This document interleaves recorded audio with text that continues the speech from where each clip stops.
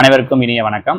6ஆம் வகுப்பு சமூக அறிவியல் வரலாறு 3ஆம் பருவத்திலிருந்து 50 கேள்விகள் இந்த வீடியோவில் பார்க்கலாம். ஆல்ரெடி 2 பருவத்திலிருந்து இதே மாதிரி 50 கேள்வி பார்த்துருக்கோம். ஸோ இதோட சேர்த்து மொத்தமாக 6th மட்டுமே ஹிஸ்ட்ரியில் மட்டும் 150 கேள்விகள் கொடுத்துருக்கோம். சரிங்களா?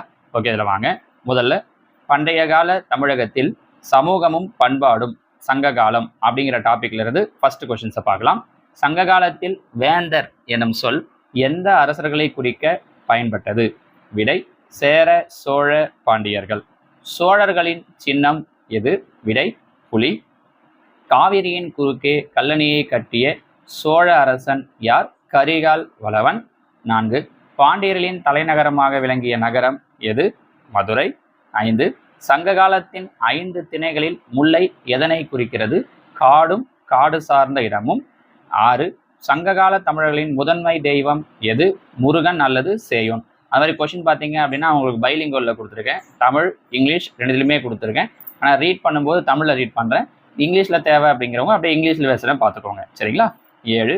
தலையாலங்கானத்து செருவென்ற பாண்டியன் நெடுஞ்செழியன் எதனுடன் தொடர்புடையவர்? பாண்டியர்களோடு. 8. கடையேழு வள்ளல்களில் ஒருவரான பாரி எந்த மலையை ஆட்சி செய்தார்? பரம்பு மலை. 9. சங்க காலத்தில் நெய்தல் நிலப்பகுதியின் மக்கள் எவ்வாறு அழைக்கப்பட்டனர்? பரதவர் அல்லது நுளையர். 10. சங்ககால துறைமுகமான முசிறி மற்றும் தொண்டி எந்த அரசர்களுக்கு சொந்தமானவை? சேரர்கள். அடுத்தது 2வது பாடமான இந்திய நிலப்பரப்பில் பேரரசுகளின் காலம் மௌரியர், குப்தர் அப்படிங்கிறதுலேருந்து அடுத்த பகுதி. இந்தியாவின் முதல் பேரரசை நிறுவியவர் யார்? சந்திரகுப்த மௌரியர். மௌரிய பேரரசின் வீழ்ச்சிக்கு பின் வட இந்தியாவில் உதித்த முக்கிய வம்சம் எது? விடை குப்த வம்சம். மௌரிய வம்சத்தை பற்றி நம்ம ஏற்கனவே போன பகுதியில் பார்த்துருப்போம் இல்லையா? அடுத்தது அலகாபாத் தூண் கல்வெட்டை, அதாவது பிரயாகை மெய்கீர்த்தி அப்படின்வாங்க, பொறித்தவர் யார்? ஹரிசேனர். இந்திய நெப்போலியன் என்று அழைக்கப்படும் குப்த அரசர் யார்? சமுத்திரகுப்தர். யாருடைய ஆட்சி காலம் குப்தர்களின் பொற்காலம் என்று அழைக்கப்படுகிறது? 2ஆம் சந்திரகுப்தர் அல்லது விக்ரமாதித்யர். சரிங்களா? அடுத்ததா 16. குப்தர் காலத்தில் நவரத்தினங்கள் 9 அறிஞர்கள் யாருடைய அவையில் இருந்தனர்? 2ஆம் சந்திரகுப்தர், சந்திரகுப்தா 2. இதெல்லாம் கொஞ்சம் முக்கியமான கேள்வி. சோசியலில் வரும்போது அவங்க இது மாதிரியான கேள்வியெல்லாம் நிறையவே எதிர்பார்க்குறாங்க. 17. நாலந்தா பல்கலைக்கழகத்தை இடித்து அழித்த அரேபிய துருக்கிய தளபதி யார்? பக்தியார் கில்ஜி. குப்தர்களின் நாணய அமைப்பை அறிமுகப்படுத்தியவர் யார்? சமுத்திரகுப்தர். பூஜ்ஜியம் மற்றும் தசம எண் முறையை கண்டுபிடித்த குப்தர் கால கணிதவியல் அறிஞர் யார்? ஆரியப்பட்டர். அறுவை சிகிச்சை செயல்முறை பற்றி விளக்கிய முதல் இந்தியர் யார்? சுஸ்ருதர். 3வது தென்னிந்திய அரசுகள் படத்திலிருந்து பல்லவ வம்சத்தின் புகழ்பெற்ற அரசர்களில் ஒருவரான 1ஆம் மகேந்திரவர்மனை சமண மதத்திலிருந்து சைவ மதத்திற்கு மாற்றியவர் யார்? அப்பர், அதாவது திருநாவுக்கரசர்னு சொல்லுவாங்க. 22. மாமல்லன் என்று அழைக்கப்பட்ட பல்லவ அரசன் யார்? 1ஆம் நரசிம்மவர்மன். காஞ்சிபுரம் கைலாசநாதர் கோவிலை கட்டியவர் யார்? 2ஆம் நரசிம்மவர்மன் அல்லது ராஜசிம்மன். அவருடைய இன்னொரு பேர் 2ஆம் நரசிம்மவர்மன் அல்லது ராஜசிம்மன் தான் காஞ்சிபுரத்தில் இருக்கக்கூடிய கைலாசநாதர் கோயிலை கட்டியவர். பல்லவர்களின் காலத்தில் கல்வி நிறுவனங்கள் எவ்வாறு அழைக்கப்பட்டன? கடிகை அல்லது மடம். வாதாபி நகரை அழித்து வாதாபி கொண்டான் என்ற பட்டப்பெயரை பெற்ற பல்லவ அரசன் யார்? 1ஆம் நரசிம்மவர்மன். கீழை சாளுக்கிய வம்சத்தை தோற்றுவித்தவர் யார்? விஷ்ணுவர்தனன். சாளுக்கியர்களின் தலைநகரமாக விளங்கிய நகரம் எது? வாதாபி.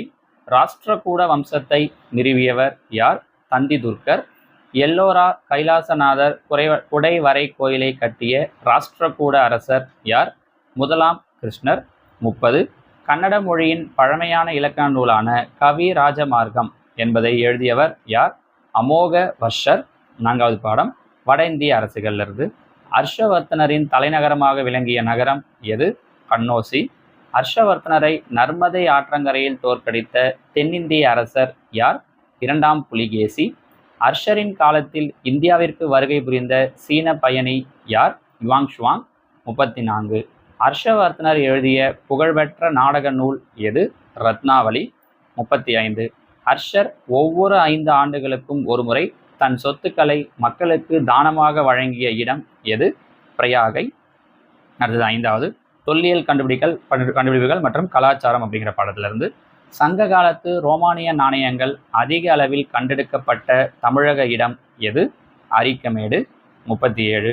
பத்தினி வழிபாட்டை கண்ணகி வழிபாடு தமிழகத்தில் அறிமுகப்படுத்திய சேர அரசன் யார்? சேரன் செங்குட்டுவன் 38. குப்த வம்சத்தின் கடைசி பேரரசர் யார்? விஷ்ணுகுப்தர் 39. காளிதாசர் எழுதிய புகழ்பெற்ற காவிய நூல் எது? ரகுவம்சம் 40. மெஹ்ராலி இரும்புத்தூண் கல்வெட்டு யாருடைய சாதனைகளை குறிப்பிடுகிறது? இரண்டாம் சந்திரகுப்தர் 41. பல்லவர்களின் அரச முத்திரை எது? சிங்கம் அல்லது நந்தி 42. மகாபலிபுரத்தில் உள்ள கடற்கரை கோவில் யாருடைய காலத்தில் கட்டப்பட்டது? இரண்டாம் நரசிம்மவர்மன், அதாவது ராஜசிம்மன். ரெண்டுல அவங்க எந்த பேர் வேணாலும் கொடுக்கலாம், சரிங்களா? 43. சமண மதத்தைச் சேர்ந்த ஜீனசேனர் என்பவரால் எழுதப்பட்ட நூல் எது? ஆதிபுராணம் 44. சாளுக்கியர்களின் புகழ்பெற்ற விருபாக்ஷா கோயில் எங்கு அமைந்துள்ளது? பட்டாடக்கல் இல்லை பட்டாடக்கல் அப்படின்வாங்க. 45. குப்தர் காலத்து விவசாயிகளின் மீதான பாகாவரி என்பது விளைச்சலில் எவ்வளவு பங்காகும்? 1/6 பங்கு, சரிங்களா? 46. யாருடைய ஆட்சி காலத்தில் பாகாவரி இருந்துச்சுன்னு கேட்பாங்க. குப்தர்கள் காலத்தில். 46. பல்லவர் காலத்தில் இயற்றப்பட்ட வைணவ பாடல்களின் தொகுப்பு எது? 4000 திவ்ய பிரபந்தம். 4000 திவ்ய பிரபந்தம் யாருடைய காலத்தில் இயற்றப்பட்டிருக்குன்னா பல்லவர் காலத்தில். அது ஒரு வைணவ இலக்கியம், வைணவ நூல். 47. மத்த விலாச பிரகசனம் என்ற நகைச்சுவை நாடக நூலை எழுதியவர் யார்? முதலாம் மகேந்திரவர்மன். 48. சாளுக்கியர்களின் குடைவரைவு கோயில்கள் எங்கு காணப்படுகின்றன? பதாமி அல்லது ஐஹோல். அங்கே பதாமிலையும் ஐஹோல். குப்தர்களின் அலுவல் மொழி எது? சமஸ்கிருதம். 50. இலங்கை அரசர் ஸ்ரீமேகவர்மன் கயாவில் ஒரு பௌத்த மடாலயம் கட்ட யாரிடம் அனுமதி கோரினார்? விடை சமுத்திரகுப்தர்கிட்ட அனுமதி கோரியிருக்காரு, சரிங்களா? இதெல்லாமே பார்த்தீங்க அப்படின்னா நம்மளுடைய 6ஆம் வகுப்பு 3ஆம் பருவத்துடைய சமச்சீர் பாட புத்தகத்திலிருந்து குப்தர், பல்லவர், சாளுக்கியர், சங்ககாலம், ராஷ்டிரகூடர்கள் இருந்து மொத்தமாக எடுத்து கொடுத்துருக்கேன். இது உங்களோட ஈவன் ஸ்கூல் குழந்தைங்களுக்கு நம்ம ஏதாவது டெஸ்ட் மாதிரி வைக்கிறோம், என்ஓஎஸ் மாதிரி வைக்கிறோம் அப்படின்னாலும் அதுக்குமே இது எல்லாமே யூஸ் ஆகும். டீச்சர்ஸ் இப்போதைக்கு நமக்கு டெட்டுக்கு ப்ரிப்பேர் பண்ணுறதுக்கு இது எல்லாமே முக்கியமான கொஷின்ஸ். ஸோ இதோட 6th இருந்து மட்டுமே 3 டேர்ம்லையும் வரலாறு பாடப்பகுதியிலிருந்து 50 கேள்விகள் 150 கேள்விகள் கொடுத்துருக்கேன். இதே மாதிரி குடிமியல் புவியியல் இருந்தும் தனித்தனியாக கொடுக்குறேன். மற்ற வகுப்புகள் 7வது 8வதும் கொடுக்குறேன். அதெல்லாமும் ப்ரிப்பேர் பண்ணுங்கள். எக்ஸாமு ஈஸியாக இருக்கும். இதெல்லாம் கொஞ்சம் இந்த லீவ்லேயே கொஞ்சம் ப்ரிப்பேர் பண்ணிட்டோம் அப்படின்னா நமக்கு எக்ஸாம் நம்ம ஸ்கூல் திறந்த பிறகு ப்ரிப்பேர் பண்ணுறதுக்கு கொஞ்சம் சிரமம் இல்லாமல் இருக்கும். ஓகேங்களா? அடுத்த வீடியோவில் பார்க்கலாம். தேங்க்யூ.